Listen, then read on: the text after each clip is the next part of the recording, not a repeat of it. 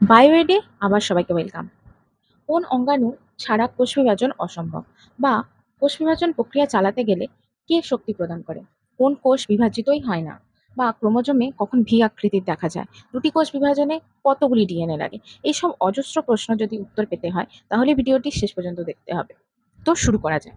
কোষ বিভাজনে অঙ্গাণুর ভূমিকা জানতে হলে প্রথমেই জানতে হবে আগে কোষে কি কি অঙ্গাণু দেখা যায়।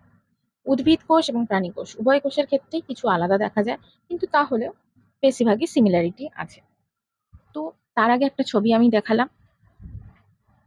এবার আমরা আসছি মাইটোকন্ড্রিয়া।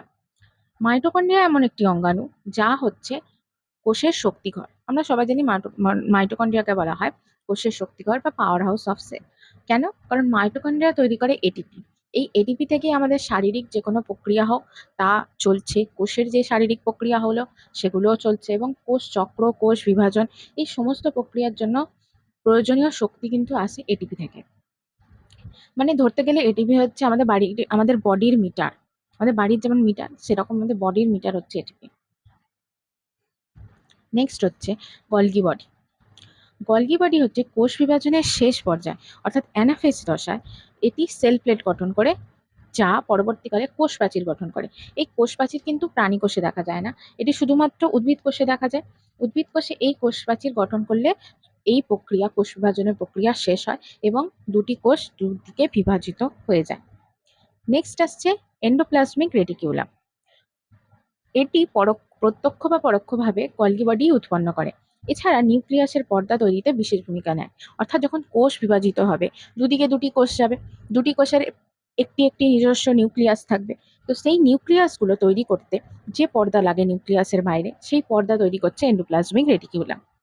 তারপর আসছে রাইবোজোম। রাইবোজোমে থাকে অজস্র প্রোটিন, যা ক্রোমোজোম, কোষাঙ্গাণু এবং সাইটোপ্লাজম গঠন করে। অর্থাৎ যখন দুটো কোষ তৈরি হচ্ছে তখন তাদের প্রয়োজনীয় যত ক্রোমোজোম লাগবে, যত অঙ্গাণু লাগবে এবং যত সাইটোপ্লাজম লাগবে, যে পরিমাণ, সেগুলো তৈরি করতে রাইবোজোম উপযুক্ত প্রোটিনগুলো প্রোভাইড করে। তারপর আসছে সেন্ট্রোজোম। সেন্ট্রোজোম এমন একটি খুবই গুরুত্বপূর্ণ অঙ্গাণু যাকে ছাড়া কোষ বিভাজন অসম্পূর্ণ বা অসম্ভব। কোষ বিভাজনের সময় কোষের কোষ যখন দুদিকে বিভাজিত হয়ে যায়, তখন কোষের দুই মেরুতে সেন্ট্রোজোম একটি বেমতন্তু নামক জিনিস সৃষ্টি করে, অর্থাৎ তন্তু। এই তন্তুগুলো কি করে, একজোড়া ক্রোমোজোমকে দুটো ভাগে আলাদা ভাগ করে নিয়ে দুই মেরুতে চলে যায়। তো এই ক্রোমোজোমগুলো পুরো কোষে ছড়িয়ে বিন্যস্ত ছিল, কিন্তু সেগুলোকে এক জায়গায় এনে এক লাইনে বিন্যস্ত করে সেগুলোকে দুভাগ করা, এই কাজটা হচ্ছে সেন্ট্রোজোমের। এই দুদিকে আলাদা হওয়ার পরই কিন্তু কোষ বিভাজন, সাইটোপ্লাজমের বিভাজন শুরু হবে এবং কোষগুলো পুরো দুভাগে বিভক্ত হয়ে যাবে। তাই সেন্ট্রোজোম ছাড়া কোষ বিভাজন অসম্ভব। বায়োএড চ্যানেলটি যদি ভালো লেগে থাকে তাহলে অবশ্যই সাবস্ক্রাইব করো। আমার চ্যানেলটিতে ক্লাস 8 থেকে ক্লাস 12 অবধি সমস্ত ধরনের ভিডিও পাবে। এছাড়াও অ্যাডভান্স লেভেলেরও ভিডিও পাবে, যেমন কলেজের বা নিট বা জয়েন্ট এন্ট্রান্সের ক্ষেত্রে বিভিন্ন ধরনের বেসিক থেকে অ্যাডভান্স লেভেল অবধি সমস্ত ধরনের ভিডিও আমি নিয়ে আসি। তো আমার চ্যানেলটি যদি ভালো লেগে থাকে তাহলে সাবস্ক্রাইব করতে ভুলো না, বা যদি কারোর কোনো কমেন্ট সেকশানে জিজ্ঞাসা থাকে অবশ্যই আমাকে মেল করতে পারো বা আমাকে কমেন্ট সেকশানে জানাতে পারো। তো আসছি এবার নেক্সট পয়েন্টে। এরপর আসছে নিউক্লিয়াস। নিউক্লিয়াসে সম্পর্কে সবাই অল্প অল্প বেশি সবাই জানে। এটি ক্রোমোজোম বহন করে, এবং ক্রোমোজোম বহন করে অর্থাৎ আমাদের জিনের বৈশিষ্ট্য বহন করে নিয়ে আসে।